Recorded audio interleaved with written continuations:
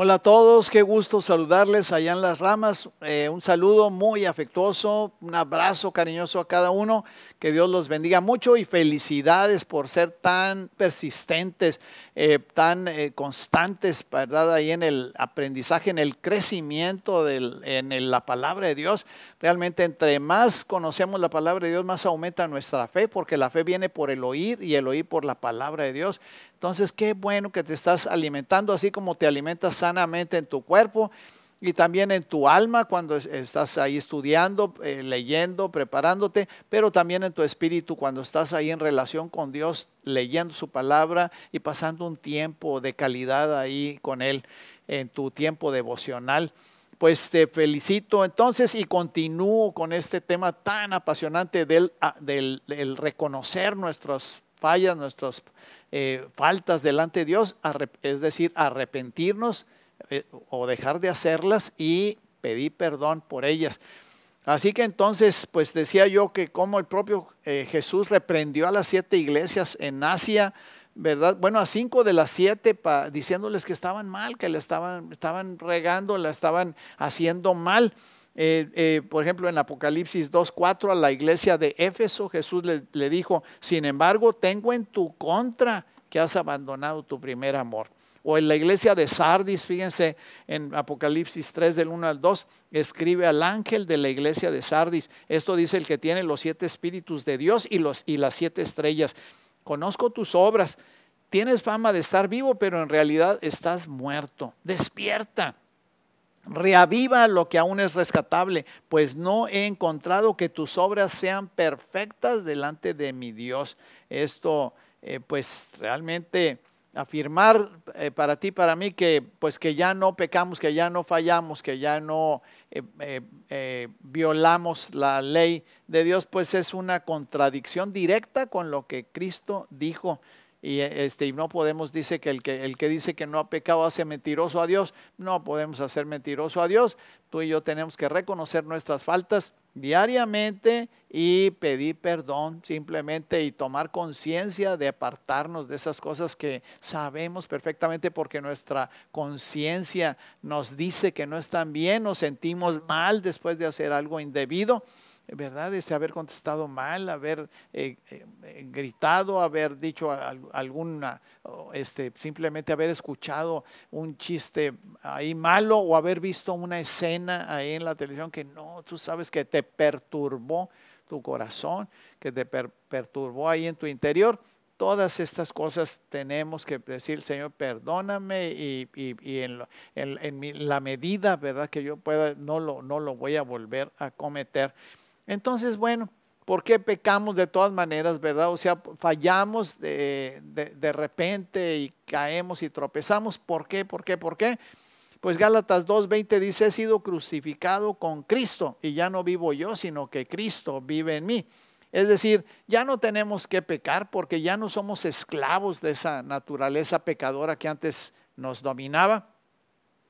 Esta naturaleza está muerta, ahora Cristo vive en nosotros, lo que nos permite vivir con rectitud o de forma no pecaminosa, como los demás lo ven normal, pero tú y yo sabemos que no es normal. Lo normal es vivir una vida recta, obediente, justa delante de Dios. Sin embargo, pues todavía vivimos en la carne, no nos hemos ido al cielo, aquí estamos tú y yo, y esto, pues claro que ahí entran en juego nuestras reacciones, nuestras acciones, ¿verdad? O sea, a veces, imagínate los que ya conocimos al Señor ya de grandes, y cómo borrar de un plumazo así, todo lo anterior, toda nuestra manera de vivir, nuestra manera de hablar, nuestra manera de contestar. Pues claro que esto es un proceso, ¿verdad? Todo el mundo diga ahí proceso. No sucede de la noche a la mañana. De la noche a la mañana somos santos, justos, rectos delante de Dios por la obra de Jesús, pero en nuestro carácter, en nuestro accionar diario, en nuestro diario vivir, pues claro que esto es un proceso. Entre más lo aceleremos, mejor, ¿verdad? Entre más conciencia tengamos, mejor. Por eso es la razón de estar platicando de esto el día de hoy.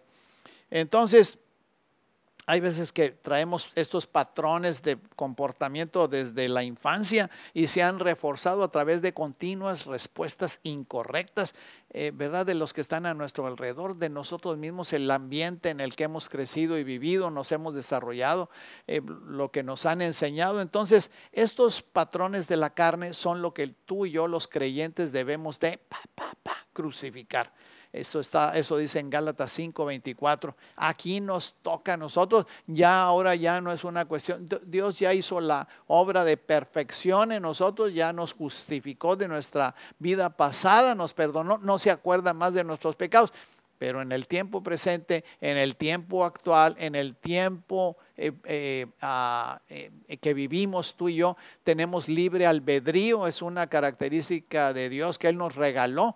Podemos hacer lo que nos dé la gana, pero obviamente que ese comportamiento tiene que ir normado por lo que ahora somos, ¿verdad? Como dice Mireya, mi esposa, yo soy un hijo. Bueno, ella dice, soy una hija de Dios y lo que soy determina lo que hago. Tú puedes decir ahí en donde estás, en la rama, yo soy un hijo, soy una hija de Dios y lo que yo soy, eso determina lo que yo hago. Eso nos toca a nosotros. Esta es la parte del proceso de santificación en el que los creyentes debemos y tenemos que participar, porque Dios está esperando que maduremos en nuestro carácter, que si somos santos, pues que nuestro carácter empiece a ser santo. Eso es lo que Dios está esperando. Él ya hizo, repito, porque insisto, ¿verdad? Esa obra que nosotros no podíamos hacer, pero lo que sí nos toca hacer, pues eso, claro que la pelota está en nuestra cancha.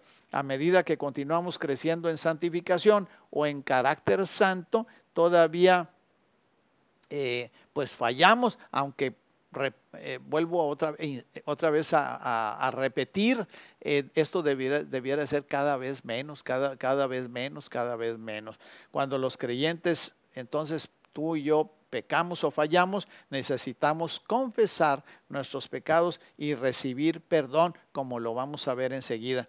Fíjate, si entonces perdonan nuestras ofensas como nosotros perdonamos a los que nos ofenden, es un proceso continuo. Mientras sigamos perdonando a los demás, Dios el Padre continuará perdonándonos a nosotros en esa medida. El perdón continuo del Padre por nosotros, ya ahora en esta etapa, es condicional, ¿verdad? Es condicional porque Dios está esperando que tú y yo reconozcamos nuestros pecados. Dice por ahí a algunas personas que el único pecado no perdonado es el pecado no confesado. Es lo que le pasó al rey David, ¿verdad? Ahí en un salmo donde él dice, pues mientras callé envejecieron mis huesos, mientras retuvo él el pecado que había cometido en contra de Dios, ¿verdad?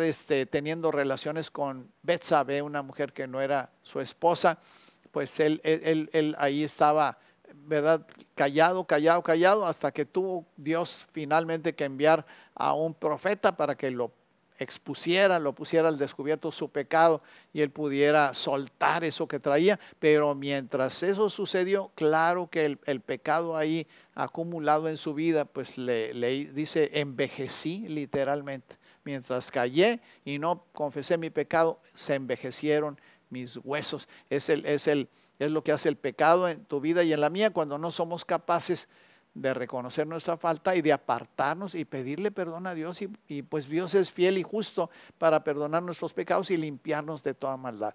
Dice la palabra de Dios que 7 veces caerá el justo, es de 7 veces fallará. El 7 es un número de perfección, está hablando que es una situación indefinida. Podemos caer 1000 veces. Claro que los porrazos y los chipotazos no te los vas a poder quitar, pero Dios siempre estará dispuesto a perdonarnos, ¿verdad? Fiel es Dios para perdonar nuestros pecados y librarnos de toda maldad, dice la Biblia. 1 Juan 1, del 8 al 10, si afirmamos que no tenemos pecado, nos engañamos a nosotros mismos y no tenemos la verdad. Pero si confesamos nuestros pecados, Dios, quien es fiel y justo, nos los perdonará y nos limpiará de toda maldad. Si afirmamos que no hemos pecado, lo hacemos pasar por mentiroso y su palabra no habita en nosotros. Santiago también dice que la confesión de nuestro pecado, la confesión de pecados, es una condición para que las oraciones de sanidad sean respondidas, fíjate. Santiago 5 del 13 al 16, ¿está afligido alguno entre ustedes? Que ore. ¿Está alguno de buen ánimo? Que cante alabanzas. ¿Está enfermo alguno de ustedes? Haga llamar a los ancianos de la iglesia para que oren por él y lo unjan con aceite en el nombre del Señor. La oración de fe sanará al enfermo y el Señor lo levantará. Y si ha pecado, su pecado se le perdonará. Por eso, confiésense sus pecados unos a otros y oren unos por otros para que sean sanados. La oración del justo es poderosa y eficaz. La oración del justo puede mucho, dice en otras versiones más antiguas. Claramente, esta es una clara evidencia, es una amplia evidencia para demostrar que el arrepentimiento, la confesión y la necesidad del perdón todavía son necesarias después de la salvación. Sin embargo, si fuimos declarados inocentes y nuestros pecados fueron perdonados en la salvación, entonces, ¿por qué seguimos requiriendo perdón adicional después de la salvación? Una buena pregunta. ¿Por qué? ¿Por qué? ¿Por qué? Porque hay una diferencia entre algo que se llama perdón legal y algo que se llama perdón relacional. Perdón legal es eso que Dios hizo por nosotros, perdonando todos nuestros pecados anteriores, nuestros pecados pasados. Y perdón legal, quiero decir, perdón relacional es el que es producto de las relaciones diarias de nuestra vida. Pero esto lo seguiremos viendo. Si te interesa saber esta diferencia entre el perdón legal y el perdón relacional, pues no te pierdas la próxima clase en donde estaremos aquí revisando este tema, pues no solo tan importante, sino tan vital para ti, para mí.